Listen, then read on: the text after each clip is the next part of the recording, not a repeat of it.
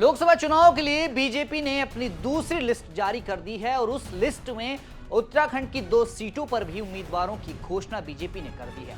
पहली लिस्ट में उत्तराखंड की 3 सीटों पर बीजेपी ने अपने दावेदारों का नाम बताया था और इस दूसरी लिस्ट में उत्तराखंड की बाकी 2 बची हुई सीटों पर भी उम्मीदवारों का ऐलान बीजेपी द्वारा कर दिया गया है और इस ऐलान से 2 मुख्यमंत्रियों का टिकट कटा है और एक मुख्यमंत्री को टिकट मिला है।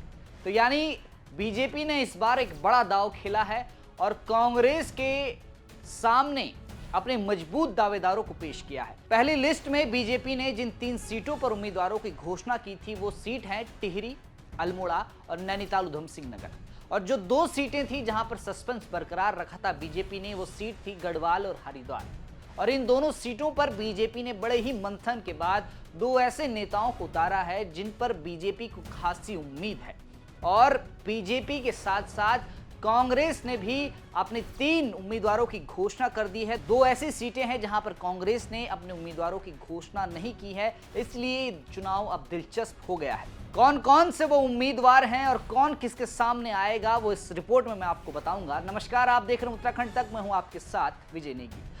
गढ़वाल सीट से पूर्व मुख्यमंत्री तीरथ सिंह रावत को इस बार टिकट नहीं मिला है और हरिद्वार सीट पर भी पूर्व मुख्यमंत्री और मौजूदा सांसद रमेश पोखरियाल निशंक को इस बार बीजेपी ने टिकट नहीं दिया है। हरिद्वार सीट से इस बार पूर्व मुख्यमंत्री त्रिवेंद्र सिंह रावत को टिकट दिया गया है। वहीं गढ़वाल सीट से अनिल बलूनी को मैदान में उतारा गया है। यानी कि कांग्रेस की तरफ से अगर देखा जाए तो गढ़वाल सीट पर कांग्रेस के कद्दावर नेता गणेश गोदियाल हैं और बीजेपी ने यहां पूर्व राज्यसभा सांसद अनिल बलूनी को टिकट दिया है। तो यानी अब लड़ाई साफ है। गढ़वाल सीट में आमने सामने होंगे अनिल बलूनी और गणेश गोदियाल। दोनों ही अपनी पार्टी के कद्दावर नेता है और ये भिड़ंत, ये जो दावेदारी दोनों पेश करेंगे, ये भी खासी दिलचस्प होने वाली है। वहीं हरिद्वार सीट पर अगर जाएं तो त्रिवेंद्र सिंह रावत, लगातार चर्चा हो रही थी कि क्या हरिद्वार सीट से रमेश पोखरियाल निशंक को फिर से टिकट दिया जाएगा। इस पर लगातार मंथन जारी था, लेकिन पार्टी आला कमान ने रमेश पोखरियाल निशंक का टिकट काटकर त्रिवेंद्र सिंह रावत को इस बार मैदान में उतारा है और इस बार फिर हरिद्वार सीट हॉट सीट होने वाली है। हालांकि कांग्रेस ने अभी हरिद्वार सीट का उम्मीदवार घोषित नहीं किया है, लेकिन टिहरी सीट पर जाएं तो बीजेपी ने पहले ही टिहरी सीट से माला राजलक्ष्मी शाह को टिकट दे दिया था। यानी जो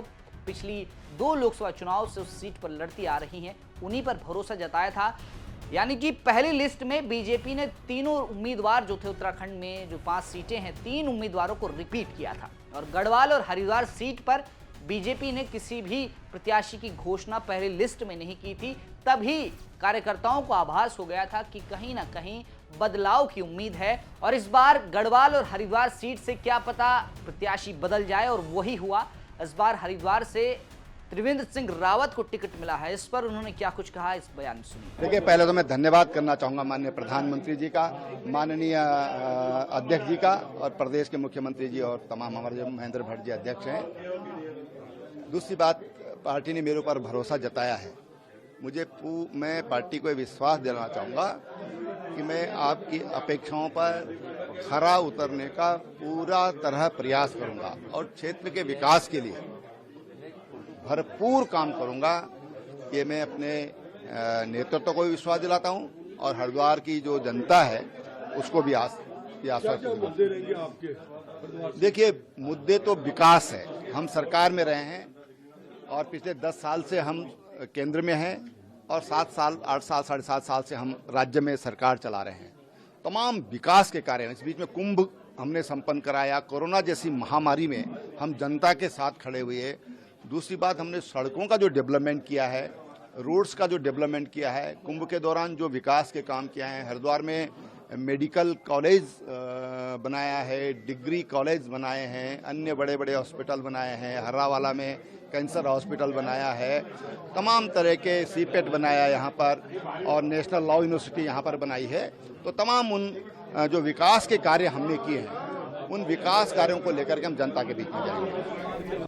वहीं गढ़वाल सीट पर आए तो अनिल बलूनी राज्यसभा सांसद रह चुके हैं उत्तराखंड से और एक साफ सुथरी छवि के नेता हैं बीजेपी के और उनके हलचल को उत्तराखंड में लगातार देखा जाता है। जिस तरह से वो पौड़ी क्षेत्र के लिए लगातार नई नई योजनाओं को लाते हैं। आनंद विहार कोटद्वार एक्सप्रेस से लेकर पौड़ी म्यूजियम तक की योजना अनिल बलूनी द्वारा लाई गई है। साथ साथ अगर बात की जाए गणेश गोदियाल की, तो गणेश गोदियाल भी लगातार गढ़वाल क्षेत्र में सक्रिय रहे हैं। अंकिता भंडारी को न्याय दिलाने के लिए उन्हें मैदान में देखा गया है। तो ये गढ़वाल सीट पर इस बार दिलचस्प लड़ाई होने वाली है। अगर 2019 के आंकड़ों की बात करें तो उत्तराखंड की 5 सीटों पर कमल खिला था और 5 सीटों पर कांग्रेस का एक भी प्रत्याशी जीतने में कामयाब नहीं हुआ था। अल्मोड़ा की सीट की तरफ चले तो टमटा वर्सेस टमटा एक बार फिर है। प्रदीप टमटा के सामने अजय टमटा होंगे और अजय टमटा पिछले 2 लोकसभा चुनाव से जीतते आ रहे हैं। नैनीताल सीट पे अभी भी कांग्रेस ने सस्पेंस रखा है। वहीं बीजेपी ने अजय भट्ट को नैनीताल सीट पर उतारा है। टिहरी सीट में कांग्रेस ने महारानी के सामने जोत सिंह गुनसोला को टिकट दिया है। वो लड़ाई भी दिलचस्प होने वाली है। हरिद्वार और नैनीताल उधम सिंह नगर, ये 2 सीटें ऐसी है जहां पर कांग्रेस का प्रत्याशी अभी घोषित नहीं हुआ है, जिसकी कांग्रेसी कार्यकर्ता बेसब्री से इंतजार कर रहे हैं। लेकिन बीजेपी ने जो 5 प्रत्याशियों की घोषणा की है, क्या वो इस बार हैट्रिक लगाने में कामयाब होंगे या फिर कांग्रेस का जो मंथन चल रहा है वो प्रत्याशियों को बड़े ही आकलन के बाद घोषित कर रहे हैं। और यही हरिद्वार सीट में भी देखने को मिलेगा और यही नैनीताल सीट में भी देखने को मिलेगा।